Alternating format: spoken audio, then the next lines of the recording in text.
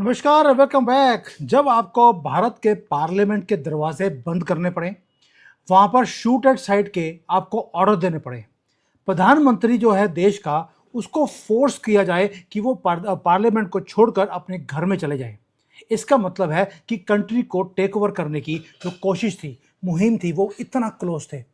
दोस्तों, इसका मतलब है मोदी जी की गवर्नमेंट को गिरवाने के इतने क्लोज वो पहुंच गए थे, जिसको हम एंटी इंडिया, जो नेशनल्स बोलते हैं या फोर्सेस बोलते हैं। आज ये कॉकरोच जो आपको दिखाई देते हैं, ये कोई स्टूडेंट नहीं है। नीट के एग्जाम के जो रिजल्ट्स आए हैं, वहां पर जिन्होंने एग्जाम में बैठे थे वो तो भंगड़े डाल रहे हैं, उनका रिजल्ट आ गया। और जो कभी एग्जाम में बैठे ही नहीं, जो जिंदगी भर फेल होते रहे, आज वो पूरे कंट्री के कैपिटल को हाईजैक करने की कोशिश कर रहे हैं। ये कोई मेडिकल एग्जाम के प्रोटेस्ट नहीं है, ये वो एलिमेंट्स हैं जिनको फंडिंग आ रही है बाहर से। ये हमें दिखता है, वो दिपके हो या चिपके हो, ये सारे चिपक रहे हैं दिपके के साथ। और हुआ क्या, जब डंडे लगने शुरू हुए, तब ये सारे सो कॉल्ड लीडर, कोई बर्गर खा रहा है, वो गया ही नहीं प्रोटेस्ट में, और दूसरा ट्रक के अंदर बैठकर वो बोल रहा है, देखिए हमारे ऊपर डंडे लग रहे हैं, हमारे ऊपर नहीं, इनके ऊपर बोलना चाहिए था। ये है ये सो कॉल्ड भगत सिंह आज के। दोस्तों, ये कोई स्टूडेंट रैली नहीं थी, कैलकुलेटेड, प्रिसिशन गाइडेड एक सीज था हमारे कैपिटल का। और ये दिन 20 जुलाई और 21 जुलाई, ये भारत की हिस्ट्री में याद रखा जाएगा। आज गवर्नमेंट बोल रही है कि हम इन्हें क्रश कर देंगे। भाई, 2 दिन पहले भी आप क्रश कर सकते थे। अभी जाकर जब इतना हड़गम हो गया, पूरा यहाँ पे इन्होंने अराजकता फैला दी, अब आप बोल रहे हैं कि इनको क्रश किया जाएगा। फ्री पास आपने दे दिया पुलिस को। क्या आपको नहीं मालूम था कि 30,000 जिहादी इकट्ठे हो रहे हैं? अब आप बोलेंगे सर ये तो स्टूडेंट थे, ये जिहादी नहीं थे। अगर स्टूडेंट होते तो इतना पथराव नहीं होता। पुलिस को मारने की कोशिश एक स्टूडेंट नहीं कर सकता, और वहां पर गाड़ियों को आग लगाने की जो कोशिश की गई, ये स्टूडेंट नहीं करते। स्टूडेंट अगर वहां पे लिखा हुआ था पीसफुल प्रोटेस्ट, कॉकरोच पार्टी के बैनर है उसके नीचे लिखा है पीसफुल प्रोटेस्ट, तो पुलिस को भी बोलना चाहिए हम भी पीसफुली इसको, जैसे आप पीसफुली प्रोटेस्ट कर रहे हैं, हम भी पीसफुली आपका इलाज कर रहे हैं। आप उसी भाषा में जवाब क्यों नहीं देते? मुझे आज तक ये समझ नहीं आया। अगर आप पथराव करें और आप बोलें कि ये पीसफुल प्रोटेस्ट है, पुलिस को अगर आप मारे तो आप बोले पीसफुल प्रोटेस्ट है, तो आपने भी पीसफुली डंडे लगा दिए। फिर उसी भाषा में जवाब दीजिए, उसके बाद इनके पास आंसर नहीं होगा। ये नालायकी है हमारी गवर्नमेंट की। जब एक प्रधानमंत्री को पार्लियामेंट में से सेफली बाहर निकाला जाए और उनके घर में जो एसएसजी है उसको खड़ा किया जाए, स्पेशल फोर्सेस को खड़ा किया जाए, इसका मतलब है everything is not right. Sheikh Hasina के साथ भी यही हुआ था, नेपाल में यही हुआ था, और यही कोऑर्डिनेटेड मॉब 30-35 हजार लोगों का जब स्टेट की मशीनरी को हॉस्टेज बना दे, आप बोलें सब कुछ ठीक है? दोस्तों, 3,000 से ज़्यादा तो हमारे सिक्योरिटी पर्सनल थे जिनको ओवररन किया गया। 30,000 लोगों के सामने 3,000 लोग, और आपने बोल दिया इनके ऊपर कुछ नहीं बोलना, क्योंकि उनको लाशें चाहिए थी। ये जो कॉकरोच वाले हैं वो कह रहे थे एक आदमी मर गया तो हम पूरे देश में हम आग लगा देंगे। अमित शाह ने गोली नहीं चलने दी। क्या इसके लिए अमित शाह को वाहवाही दें कि उन्होंने गोली नहीं चलने दी, पुलिस वालों को मार खाने दिया? या हमें ये बोलना चाहिए कि भाई शाहीन बाग में भी आपने यही किया, किसान आंदोलन में किया, 1-1 साल तक पूरे कैपिटल को, दिल्ली को अपने हॉस्टेज बनने दिया। कहां गया था आपका इंसाफ? कहां गया था उसी भाषा में इनको जवाब देना? 7 लेयर की बैरिकेड्स हैं, उसको बच्चों ने डिस्ट्रॉय कर दिया। ये बच्चे थे या प्रोफेशनल दंगे करने वाले थे? आपके पास हर चीज है, अभी भी इनको पकड़ा क्यों नहीं जा रहा? वो दोबारा से आ गए कॉकरोच, दोबारा से बोल रहे हैं हम दिल्ली को हॉस्टल बनाएंगे। आपने उसके, जिसको बोलते हैं कि एक गिदड़ के मुंह, गिदड़ को शेर बना दिया और उसके दांतों को खून लगा दिया है। ये डायरेक्ट असॉल्ट है कंट्री के ऊपर। और आप ये बोल रहे हैं, गवर्नमेंट वाले बोल रहे हैं हम बातचीत करने को तैयार हैं। आज मोदी जी बोल रहे हैं जो हुआ गलत हुआ, हम जिन जिन लोगों ने पेपर लीक किया था उनको सजा देंगे। दैट मीन्स गवर्नमेंट ने सॉफ्टनेस दिखानी शुरू कर दी, और कॉकरोच आपके ऊपर हावी होते हुए दिखाई देते हैं। थोड़ा ब्रेक डाउन करते हैं ये जो एनाटॉमी है इस क्योस की, ये शुरू कैसे हुई? क्योंकि जो आप देख रहे हैं दोस्तों, ये कोई डोमेस्टिक ग्रीवेंस नहीं है, ये कोई नीट का एग्जाम की प्रॉब्लम नहीं है। ये टेक्स्ट बुक जियोपॉलिटिकल डिस्टेबलाइज करने का एक प्लेबुक है, जो हम रियल टाइम में देख रहे हैं, और हमेशा ही हर कंट्री में ऐसा ही काम करते हैं। आपको लगता है ये नीट पेपर का लीक का प्रॉब्लम है? नहीं, इनका कुछ और लीक हो रहा है, क्योंकि ये सारे कटुए हैं जो वहां पे आए हैं, इनका बचपन से कुछ लीक करता रहता है। जब तक आप इसको सील परमानेंटली नहीं करेंगे, ये सारी उम्र इनका लीक ही करता रहेगा। वहां पर पैलेस्टीन वाले, यही लीक वाले लोग वहां पे आ गए पैलेस्टीन का झंडा लेकर। वहां पर आपको मुसलमानों के जितने भी जिहादी ऑर्गेनाइजेशन है, आज पत्थर लेकर आए थे वो। आज सुबह जब आए वहां पर, ये सारे जिहादी वहां पहुंच गए हैं कि अब मोदी जी को उखाड़ कर फेंकेंगे। आपको लगता है ये एंशियस यूथ है जो अपने फ्यूचर के लिए फाइट कर रहे हैं? जो एंशियस यूथ है वो नीट का पेपर देकर आए और आज वो खुश है। अगर आप क्लोजली देखें, ये मिलिट्री स्टाइल की मोबिलाइजेशन हुई है न्यू दिल्ली के अंदर। वैन पत्थरों से भरी हुई वहां पे खड़ी है। पुलिस को मालूम था, आईबी को मालूम था, अमित शाह को भी मालूम था कि ट्रक खड़े हैं वहां पर पत्थरों से भरे हुए। क्या आपको जब पता था कि ये पत्थर आपके ऊपर चलने हैं, आपने उनको पहले ही पकड़कर उस ट्रक को अंदर क्यों नहीं किया? आप चाहते थे कि पुलिस के ऊपर पत्थर लगे, उनका खून बहाया जाए और फिर आप बोले ये तो एंटी नेशनल्स हैं, इन्हें पकड़ के अंदर करना पड़ेगा। दोस्तों, ये सारी की सारी जो स्ट्रेटेजिकली पोजीशनिंग है मिलिट्री स्टाइल की, ये प्रोटेस्ट स्टाइल के ऊपर, ये प्लानिंग था और गवर्नमेंट ने कहीं ना कहीं इसको करने दिया। मुझे आप सोच के देखिए, जो पीसफुल स्टूडेंट्स हैं वो पत्थरों से भरा हुआ ट्रक क्यों लेके आएंगे अगर ये पीसफुल मार्च था? और पत्थर चलाने की जो एक प्रथा है वो कौन सी कम्युनिटी की है? वही कम्युनिटी वाले तो आज दीपके के नाम पर वहां पे खड़े हुए क्या बोल रहे हैं, हमें 370 वापस चाहिए, कश्मीर भारत का पार्ट नहीं है। पुलिस ऑफिसर्स को मारा गया उसी पत्थरों से। 100 से ज्यादा सिक्योरिटी लोग का खून निकला है वहां पर, दे आर ब्लीडिंग, जख्मी हुए हैं। और 15 से लेकर 20 जो गवर्नमेंट के व्हीकल्स हैं उन्हें डिस्ट्रॉय कर दिया गया। जो हॉस्पिटल है राम मनोहर लोहिया हॉस्पिटल, वो भरा पड़ा है कैजुअलिटी के साथ। दोस्तों, मुझे ये समझ नहीं आता कि ये नौबत यहां तक आई क्यों? क्योंकि कहीं ना कहीं हमारी गवर्नमेंट हमेशा, मैं बार बार बोलता हूं, इनको आदत है कि प्रॉब्लम को पहले इंक्रीज होने देते हैं, उसके बाद बोलेंगे देखिए हमने इन सबको स्कैनिंग कर लिया, अब सबका हिसाब होगा।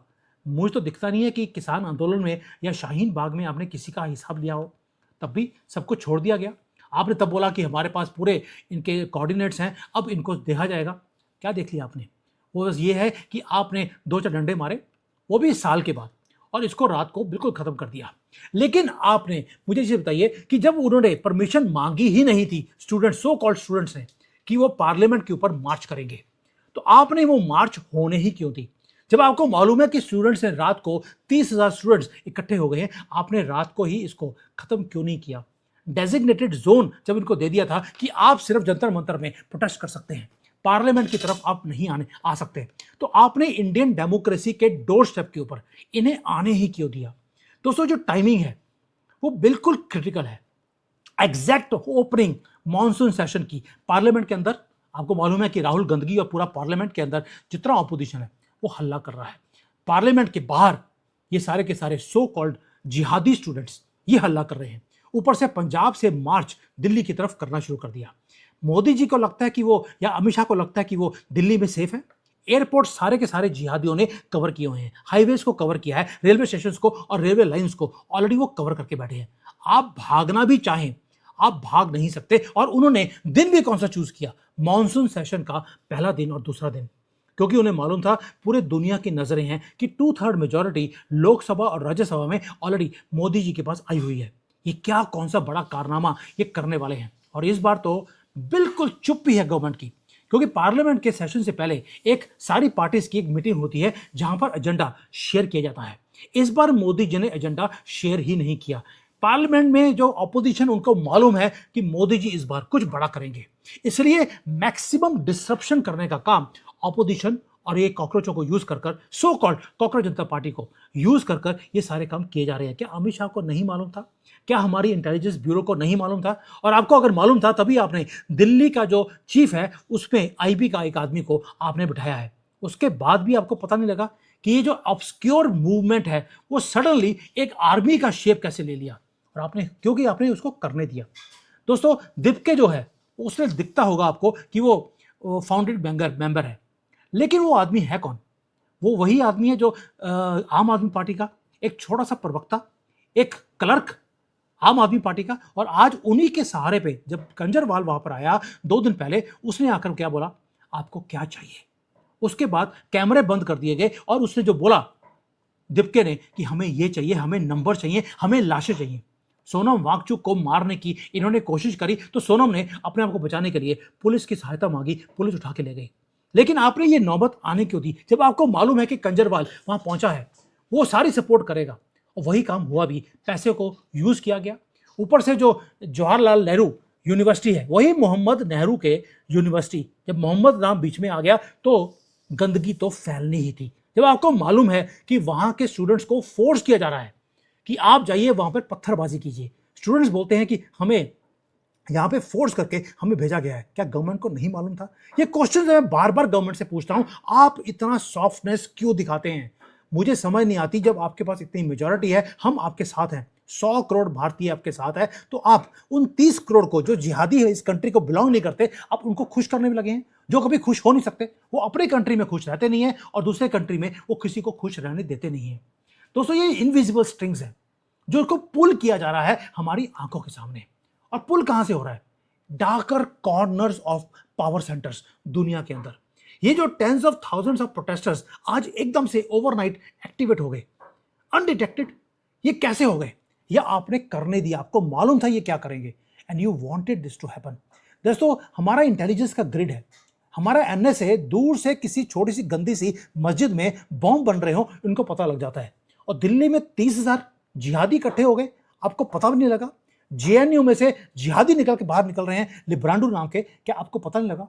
और दिल्ली पुलिस बोलती है we were taken off guard. Intelligence bureau बोलती है कि we missed the massive buildup of 30,000 people.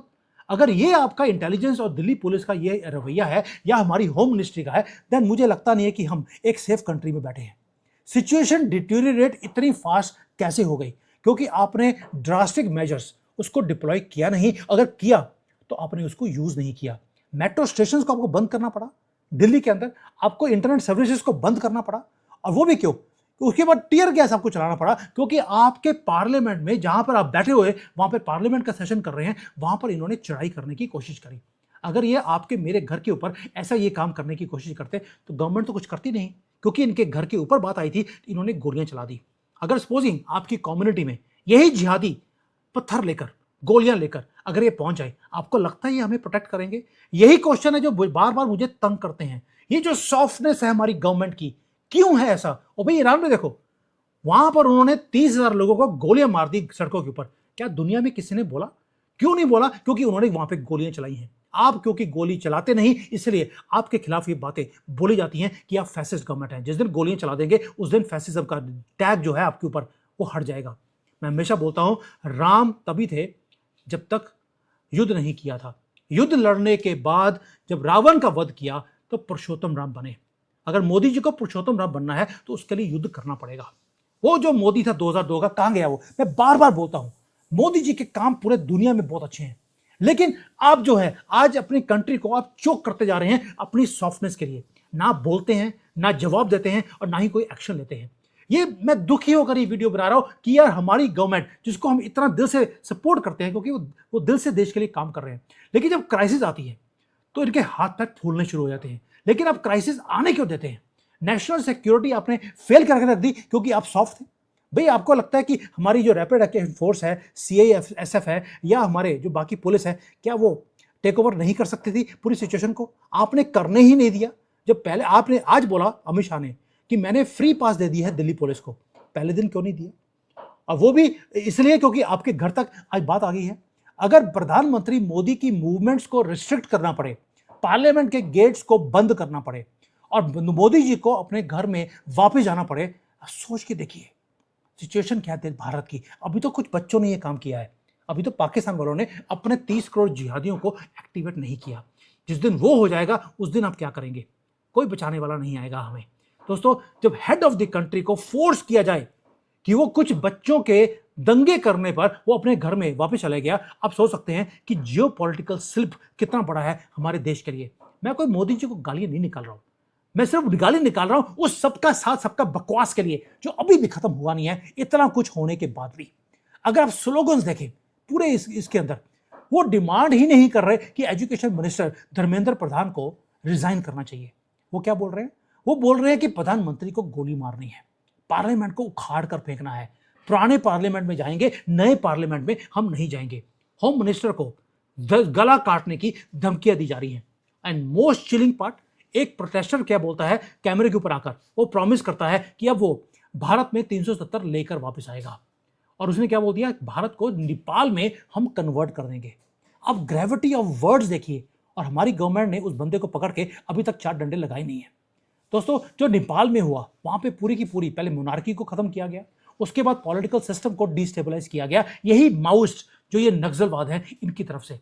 और आज वही प्लेग्राउंड, वही फॉरेन का जो एजेंसीज हैं, उन्होंने भारत में ये काम करना शुरू कर दिया कि भारत को बनाएंगे नेपाल, और हमारी गवर्नमेंट बोलती है ये तो बच्चे हैं, हम देखेंगे कैसे की प्रॉब्लम को सॉल्व करना है। अगर आपको सॉल्व करना था तो 20 दिन पहले इन्होंने प्रोटेस्ट शुरू किया था, तभी आपने क्यों नहीं सुना? और आज नड्डा जी के पास इतनी हिम्मत आ गई कि वो इन कॉकरोचों को बुलाकर हिम्मत दे रहे हैं कि हम आपसे बात करने के लिए तैयार हैं, जब उन्होंने हड़कंप मचाना शुरू कर दिया। दैट मीन्स आप तो बता रहे हैं अपोजिशन को कि आप सड़कों पे आइए, दंगे कीजिए, हम आपकी बात सुनने तक शुरू लग जाएंगे। अब आपको दिखेगा कि पूरे भारत में ये दंगे करवाएंगे। आज ये किसान आंदोलन के नाम पर दोबारा से दिल्ली पे मार्च कर रहे हैं क्योंकि आपने करने दिया, आपने इनको एम्बोल्डन कर दिया है, आपने इन गिद्धड़ों के दांतों को खून लगा दिया है। दोस्तों, ये कोई स्टूडेंट का एंगर नहीं है, ये आज जो मेरा एंगर है, मैं कोई स्टूडेंट नहीं हूं, लेकिन मेरा जो एंगर है इसलिए है क्योंकि आपने इनको एम्बोल्डन किया है। प्लीज, आज दोबारा से जंतर मंतर में पूरा इन्होंने वही कुछ किया जो कल किया था। प्रोटेस्ट जो सपोजिटली फाइट था मेडिकल स्टूडेंट के एग्जाम की इंटेग्रिटी के ऊपर, इसको टेक ओवर कर लिया किसने? रूहुल्लाह मेहंदी ने, जो मेंबर ऑफ पार्लियामेंट है नेशनल कांग्रेस ऑफ श्रीनगर का, और वो डिमांड कर रहा है कि हमें नीट के एग्जाम नहीं, हमें तो 370 वापस चाहिए। एब्सोल्यूट मैडनेस जब गवर्नमेंट को दिखती है तो इलाज क्यों नहीं किया गया? ये सेपरेटिस्ट एजेंडा आप अलाउ करेंगे, वो भी दिल्ली के अंदर, जहां पर एक सेपरेट फ्लैग, एक सेपरेट कॉन्स्टिट्यूशन की बातें बोली जाएंगी दिल्ली के अंदर बैठकर, और आप उसको बोलेंगे कि भाई करने दीजिए, हर एक को फ्रीडम ऑफ स्पीच का हक है। लेकिन आज हिंदू जब बोलता है कि हमें अपना देश वापस चाहिए, तो क्या बोला जाता है? ये तो फैसिस्ट लोग हैं, ये अपने देश की बातें बोल रहे हैं, ये तो सेकुलर कंट्री होना चाहिए। जब वो बोलते हैं कि हमें यहाँ पर शरिया लॉ इंप्लीमेंट करना है, ये मुसलमानों का कंट्री है, तब आपको फ्रीडम ऑफ स्पीच नहीं दिखती। तब जब हम बोलते हैं तब फ्रीडम ऑफ स्पीच नहीं दिखती, लेकिन जब वो बोलते हैं तो उनको प्रोटेक्ट किया जाता है। ये फेलियर है हमारे गवर्नमेंट का। हर चीज में आप ठीक कर काम करते हैं, लेकिन जैसे ही ये एंटी स्टेट एलिमेंट्स एक्टिवेट होते हैं, वहीं पर ये ट्रोजन हॉर्सेस क्रिएट किए जाते हैं हमारी होम मिनिस्ट्री और सेंट्रल मिनिस्ट्री की तरफ से। ताला चुप्पी।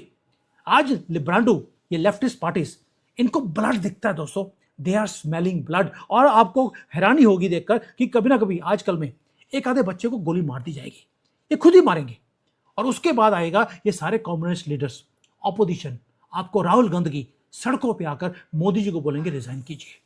ये जो आइडियोलॉजिकल कवर है वायलेंस के ऊपर, ये करता हुआ आपको दिखाई देगा। उन्होंने गैसोलीन ऑलरेडी कैपिटल के अंदर बिछा दिया है, आप इसको क्रश कर सकते थे, नहीं किया। अब आप सोच के देखिए, ये वायलेंस अगर इंक्रीज हो गया, एक दो बच्चों की जान चली गई और ये लेके रहेंगे, फिर क्या होगा? फिर क्या ये टियर गैस इनको रोक पाएंगे? फिर वही होगा जो बांग्लादेश में और नेपाल में हुआ है। और ये सो कॉल्ड लीडर्स जो आज भाग गए डंडे पड़ते हुए, जब देखा उन्होंने, वो भाग लिए वहां पर। सोशल मीडिया इन्फ्लुएंसर्स वहां पे नहीं दिखे, लेकिन बच्चों को जिनको डंडे पड़े थे, क्या आपको छोड़ देंगे? क्या अगली बार आपको इलेक्शन में वो वोट करने वाले हैं जिनके ऊपर डंडे मारे आपने? क्योंकि आपने इन लोगों को पहले ये सारे काम करने दिए। और आप इनके लीडर्स का हाल देखिए, सारे के सारे इन्होंने जो जितने भी ये जो भड़का रहे थे दंगों को, उन्होंने अपने डिजिटल फुटप्रिंट्स को कल डिलीट कर दिया है। कन्वीनियंटली दीपके ने अपना हंगर स्ट्राइक खत्म कर दिया। वो जो सोनम वांगचुक है, उसने क्या बोल दिया, अगर पार्लियामेंट में अगर नीट के एग्जाम के ऊपर अगर बात हुई तो मैं अपना हंगर स्ट्राइक बंद कर दूंगा। उसे मालूम था कि सारे ऑपोजिशन वाले के पास कोई और मुद्दा नहीं है, वो गवर्नमेंट को कटघरे में खड़ा करेंगे। और उसने भी बोल दिया, अगर इसके बारे में बात भी हुई तो मैं हंगर स्ट्राइक बंद कर दूंगा। ड्रामेटिक हर चीज। और कल तो ड्रामेटिक इतना था कि अभिषेक दीपके को जो लगा कि भाई डंडे पड़ने वाले हैं, वो कैमरे के सामने फेंट हो गया और उसके बाद वहां से गायब। और उसका जो स्पोक्स पर्सन है वो क्या बोलता है? वो बोलता है कि हम तो नेगोशिएट कर रहे हैं गवर्नमेंट के साथ, गवर्नमेंट को झुका दिया हमने।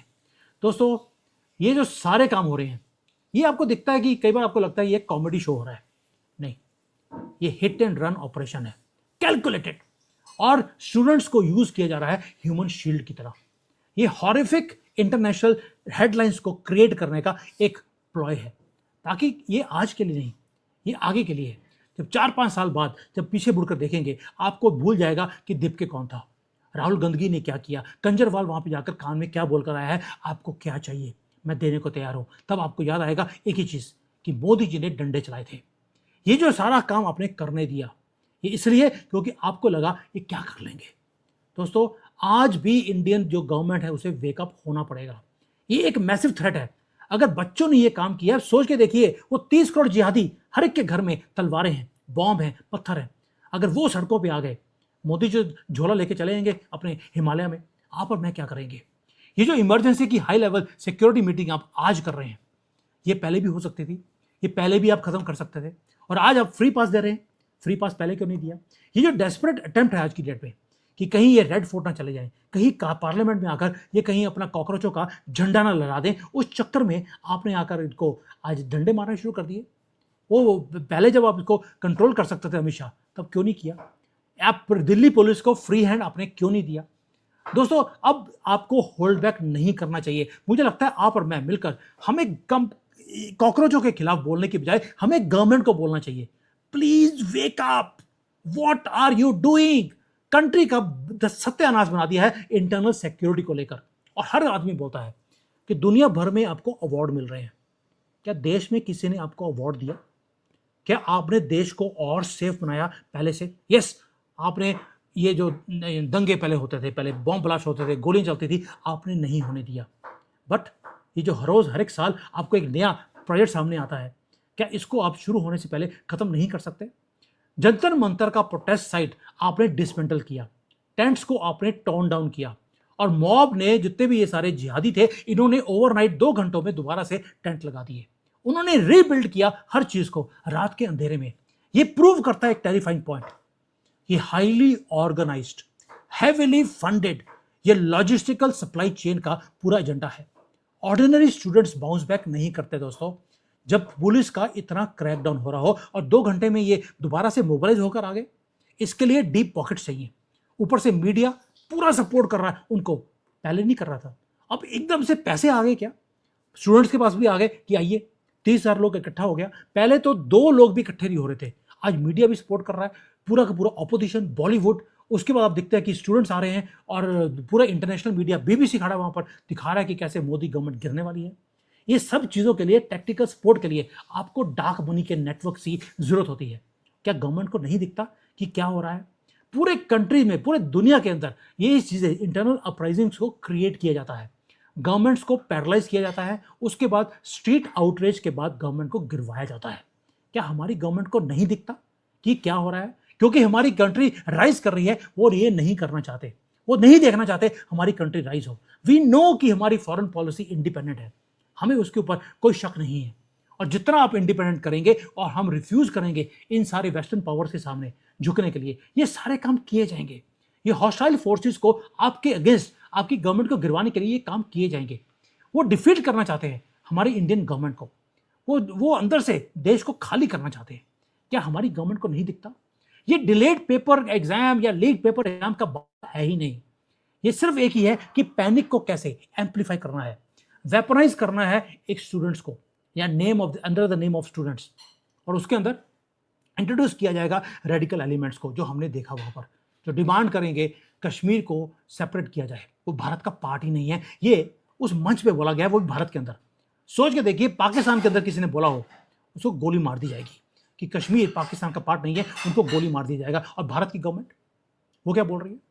दे are getting fooled by the tears. वहां पे दिप के रो रहा था कि मुझे 48 घंटे भूख हड़ताल पे बैठना पड़ा। भूख हड़ताल जो सिर्फ दिन में होती है, रात को जाके समोसे खा रहा है, लेकिन उसके आंसू निकल रहे थे कि मैं दिन में भूखा बैठा हूं। And we are getting fooled by these things. और मीडिया दिखा रहा है उसको रोते हुए। क्यों? क्योंकि आपको याद होगा कि जो किसान आंदोलन था वो 26 जनवरी को खत्म हो गया था, लेकिन रात को मीडिया ने दिखाया कैसे रो रहा है वही वो रो रहा था एक आदमी, और उसके बाद सारे किसान इकट्ठे हो गए उसके साथ कि आदमी रो रहा है। वही काम इस बार भी हुआ। डिपके ने रोना शुरू किया, रात तक वहां पर 30,000 जिहादी बच्चे वहां पे इकट्ठे हो गए पत्थरों को लेकर। यह है असिमेट्रिक वॉरफेयर। उन्हें मालूम है कि पहले भी जो डकैत है वो रो रहा था, सारे किसान इकट्ठे हो गए, आज ये डकैत दूसरा आ गया। इसी को बोलते हैं असिमेट्रिक वॉरफेयर। उन्हें मालूम है we are emotional fools and students were just a camouflage. Real target है instability of Bharat, real target है इलेक्टेड गवर्नमेंट को नीचे गिरवाना। जुलाई 21 और 20 ये सिर्फ वार्निंग शॉट्स है दोस्तों।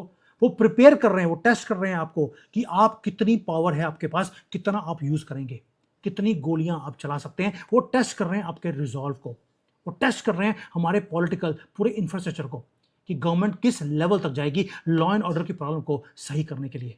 आज डंडे लगवाए हैं उन्होंने स्टूडेंट्स को, जिहादी इसी चीज़ों को देखने के लिए बैठे हैं कि कल जब वो आएंगे तो क्या किया जाएगा। ये डायरेक्ट नेशनल सिक्योरिटी का थ्रेट है। क्रैकडाउन एब्सोल्यूट होना चाहिए था, जो अभी भी हम नहीं कर रहे। मास्टरमाइंड्स हमें मालूम है कौन है जो क्योस क्रिएट करवाना चाहते हैं। वो खड़े थे वहां पर, सारे आम आदमी पार्टी के सारे लोग, ये सारे छक्के वो सामने खड़े थे। केजरीवाल ने पीछे से पूरा फंडिंग करवाया, पूरे स्टूडेंट्स को भिजवाया, आज वो फार्मर्स को भेज रहा है। हमने इनको अलाउ क्यों किया रीग्रुप होने के लिए और रीआर्म करने के लिए। दोस्तों, जो अगली मार्च होगी वो गेट पे नहीं रुकने वाली, क्योंकि उन्होंने देख लिया अब गोली नहीं चलाने वाले। उन्होंने देख लिया कि वो कुछ भी कर लें, आप सिर्फ आंसू गैस छोड़ सकते हैं, उसके आगे आपकी हिम्मत नहीं है। And they are now going to, जिसको बोलते हैं ना कि रिपब्लिक ऑफ भारत की फाउंडेशन को वो हिलाने वाले हैं। They are going to go for the foundations. Please keep your eyes open.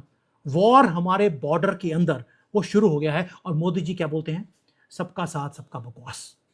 करते रहिए। आज स्टूडेंट्स कर रहे हैं, कल जब जिहादी पेट्रोल बॉम्ब्स, तलवारें और पत्थर लेकर हमारी कम्युनिटीज में आएंगे, तब मोदी जी बोलेंगे मैं तो झोला उठा के जा रहा हूं हिमालय में वहां पे तपस्या करने के लिए। अब अपनी तपस्या को बचाने की कोशिश कर लीजिए। ये हालत होगी हमारे देश की अगर जो स्टूडेंट्स के साथ ये हुआ है। कल को जब जिहादी 30 करोड़, अभी तो सिर्फ 30,000 आए थे, तो पूरी देश की कैपिटल को हॉस्टल बना लिया। मोदी जी को पार्लियामेंट को छोड़कर अपने घर में छुप कर बैठना पड़ा। जब 30 करोड़ आएंगे तब आपका मेरा क्या हाल होगा, ये आप सोच लीजिए।